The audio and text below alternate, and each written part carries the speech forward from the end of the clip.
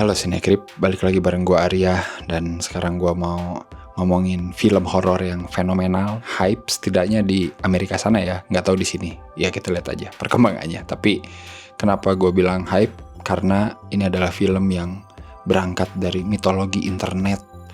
Bayangin, bukan dari IP besar, bukan dari franchise besar, tapi dari mitologi internet, dari satu gambar doang yang berkembang menjadi sebuah legenda horor di internet. Yes, apalagi kalau bukan Backrooms. Ini adalah film buatan YouTuber ya, Ken Parsons, yang umurnya mungkin baru 20 tahun kalau nggak salah ya. Dan kalau nggak salah kemarin itu penghasilannya atau pendapatannya itu sekitar 110 juta dolar gitu. Dan lu tahu berapa budget bikin filmnya? 10 juta dolar. Dan untungnya 10 kali lipat, anjing.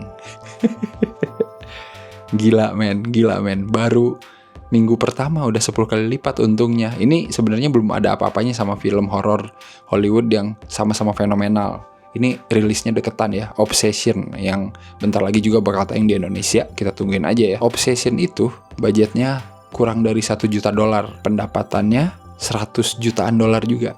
Itu 100 kali lipat, anjing. Gila gak lu? Coba lu bayangin, itu lebih gila lagi tuh pendapatannya.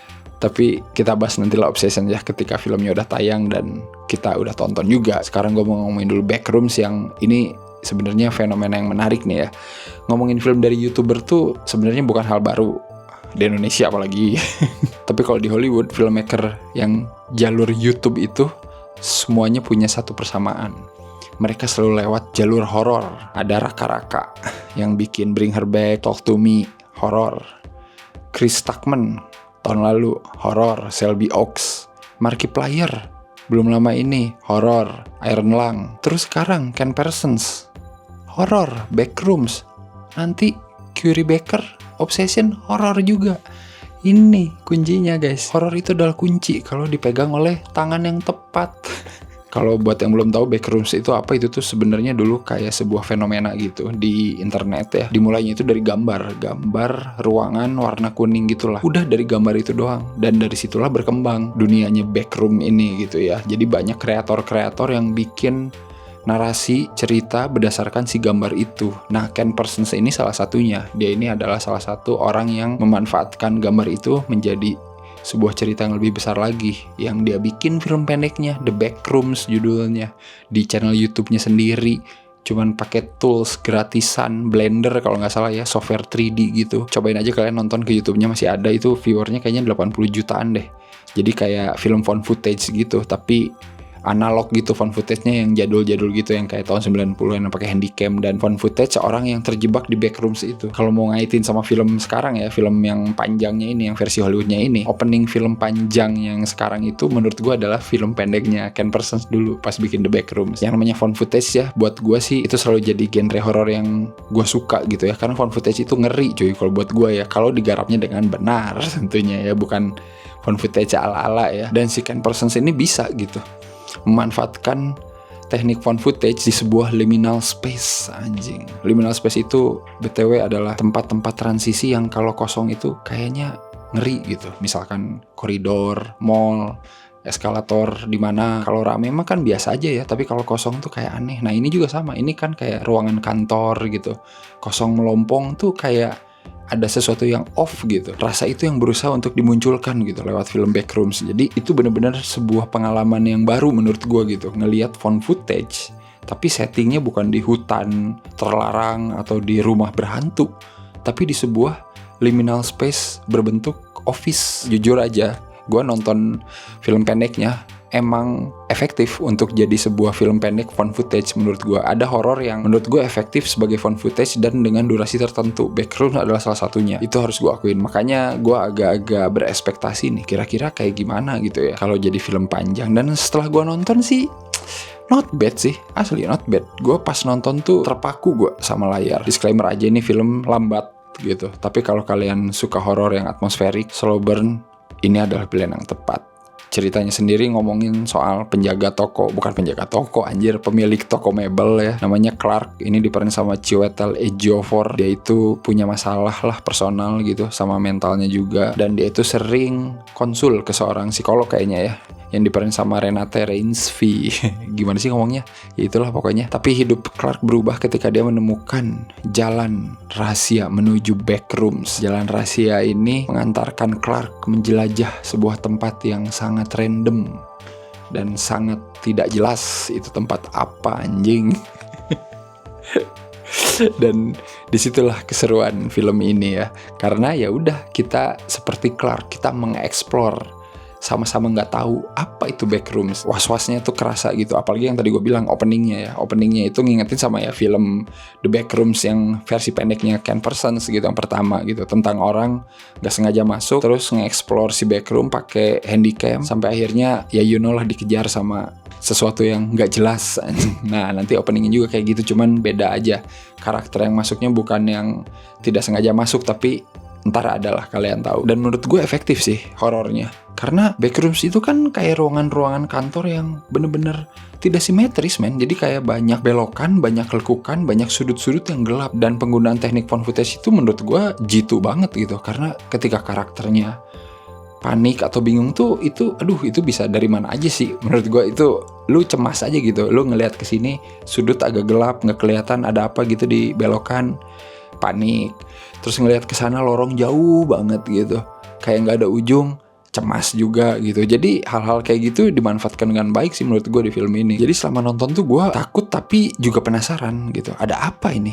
Apa yang ada di backrooms ini? Apa saja gitu yang bisa kita temukan di sini? Itu yang bikin gue tetap mantengin film ini gitu sampai beres, meskipun balik lagi tadi alurnya lambat, kita tuh bingung ini tuh ada di mana gitu. Dan itu yang bikin gue takut gitu, takut karena tidak tahu ada apa sebenarnya ya kan, bukan takut karena ada makhluk yang mengejar lu, tapi takut karena lu ada di posisi yang bingung ini tuh tempat apa sebenarnya ya kan. Itu yang pasti lebih menakutkan kata gue, lu takut ketidakpastian. Ceritanya berkembang gitu ya, sampai akhirnya si Clark ini ngajakin dua karyawannya buat mengeksplor backroom gitu. Terus nanti si psikolognya si Clark, si Renate Reinsve itu ya, yang namanya Mary kalau nggak salah, juga penasaran ada apa di dalam backroom gitu. Ya udah, ceritanya tuh mostly tentang itu. Dan gua rasa babak 1 babak 2 filmnya cukup oke sih, maksudnya efektif gitu untuk bikin rasa penasaran setengah mati dan rasa cemas. Terus ada suara-suara aneh gitu kan, nggak banyak jump scare yang gimana-gimana banget selama babak 1 babak 2. Itu yang bikin gua jadi terjaga terus gitu pas nonton, kayak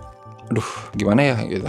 Ketika masuk babak 3, babak pengungkapan anjing, babak revealing gitu, apa sebenarnya backrooms itu. Ini menurut gue bisa jadi kelebihan dan kekurangan sekaligus ya, karena satu lagi backroom itu tidak pernah punya lore yang definitif. Nah ini disclaimer juga buat kalian yang nanti mungkin pas udah nonton, jadi apa anjing backroom tuh gitu. Nah dari awalnya pun, dari sumbernya pun tidak pernah ada lore yang definitif gitu, karena backroom itu awalnya adalah sebuah cerita yang dikembangkan bersama-sama oleh komunitas yang ada di internet gitu ya. Istilahnya itu kayak crowdsource world building gitulah. Bebas, suka-suka lu aja gitu pengen bikin cerita atau narasi apa gitu dari si gambar backroom ini. Di sini gue nangkepnya ya si Ken Parsons ini berusaha untuk ngasih tipis-tipis banget gitu apa itu sebenarnya backroom, tapi beneran sangat-sangat tipis dan menurut gue cukup ambigu juga gitu ya. Dan mungkin itu bisa bikin rasa tidak puas gitu buat penonton yang menantikan gitu ada apa sebenarnya ini. Lebih ke kayak ngawang-ngawang gitu terakhirnya tuh gitu.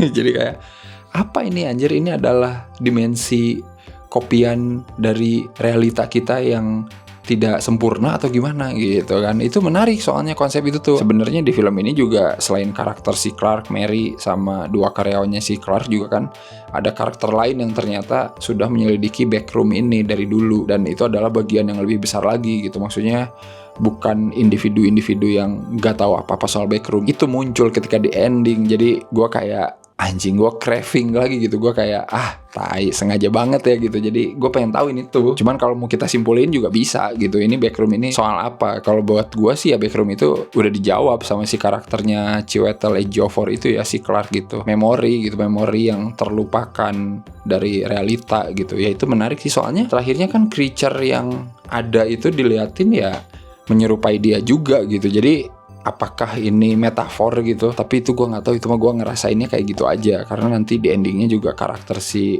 Mary ini, si Renate Reinsve ini ada juga di backroom gitu, kayak gimana. Sesuatu yang refreshing gitu buat horor-horor yang udah ada gitu. Menurut gue itu sih yang bikin backroom ini berhasil ya. Maksudnya IP-nya jangan salah loh, ini bukan mulai dari nol ya. IP-nya itu udah ada, mitologi internet itu udah gede, udah banyak yang tahu gitu. Dan Ken Parsons tuh ya tepat aja gitu dia mengutilisasikan si mitologi ini jadi sebuah cerita yang baru lagi gitu. Dan ya orang-orang pasti pada pengen tahu gitu, ada apa sebenarnya. Kalau di kita masih mentok ngambil dari thread horror gitu ya.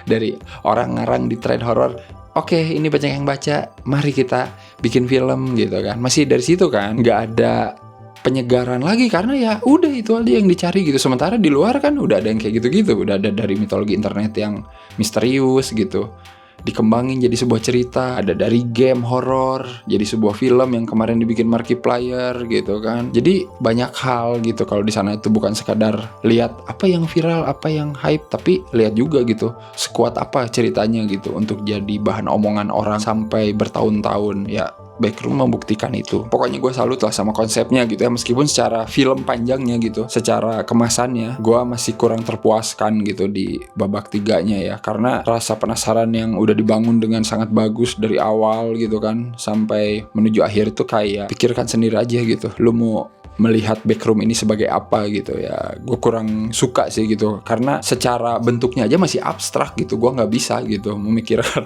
ini tuh apa gitu. Tapi mungkin kalian punya teori sendiri. Jadi Backroom yang ada di versi film panjang ini tuh sebenarnya apa ya? Maksudnya mungkin bisa dikaitkan juga, karena kan sebenarnya Ken Parsons bikin Backroom yang versi pendek di YouTube-nya itu bukan cuma 1 episode doang ya. Ada kayaknya 20 episode lebih lah yang pendek-pendek gitu. Gue sih nggak nonton semuanya ya. Gue cuma tahu yang The Backroom-nya doang yang paling rame ditonton orang gitu. Jadi mungkin ada yang udah nonton semuanya, mungkin bisa ngasih teori-teori juga gitu ya. Apa sebenarnya Backroom ini? Pokoknya adegan memorable gue pas pohon Natal lah. Itu adegan di mana gue kayak satu-satunya adegan di sepanjang film ini yang bikin gue kayak gitu. Panik, tidak jelas gitu. Tapi pas sudah tahu, jadi kayak nggak puas juga gue ketika dikasih tahu ini tuh sebenarnya apa. Ntar lu lihat sendiri aja, gue nggak mau spoiler soalnya. Tapi anyway, kalau mau gue kasih skor 7,5 lah dari 10 ya. Salah satu horor yang menyegarkan menurut gue gitu ya. Latarnya itu sangat beda gitu dari horor pada umumnya. Liminal space, perkantoran yang kosong gitu kan, ruangannya yang tidak simetris gitu kan, yang kadang melawan gravitasi dengan furnitur yang aneh, suara-suara aneh. Nanti bakal ada suara-suara yang dikirim astronot gitulah keluar angkasa, gue lupa gitu ya kalau nggak salah gitu. Suara sapaan tapi dalam berbagai bahasa, nanti salah satunya bahasa Indonesia. Lucu juga sih itu. Itu kebenaran kayaknya ya. Tapi pas diputar di bioskop tuh kayak, orang-orang kan langsung kayak, ada Indonesia coy gitu. Kita lihat aja apakah film ini di Indonesia bisa hype juga kayak di luar. Dan kita tunggu nanti film dari YouTuber selanjutnya. Curie Baker itu YouTuber juga guys, jangan salah. Obsession yang lebih fenomenal lagi. Modal kurang dari $1 juta, tapi pendapatan $100 juta. Mandi uang anjing. Kita tunggu aja. Oke, kalau begitu seperti biasa jangan lupa untuk like, share, subscribe Cinecrip. Kalian juga bisa join membership Cinecrip. Thank you banget yang udah join membership Cinecrip sampai detik ini ya. Berkat kalian kami masih bisa bikin video review film-film dan seri-seri tentunya. Baiklah kalau begitu, sampai ketemu lagi di review-review selanjutnya. Bye.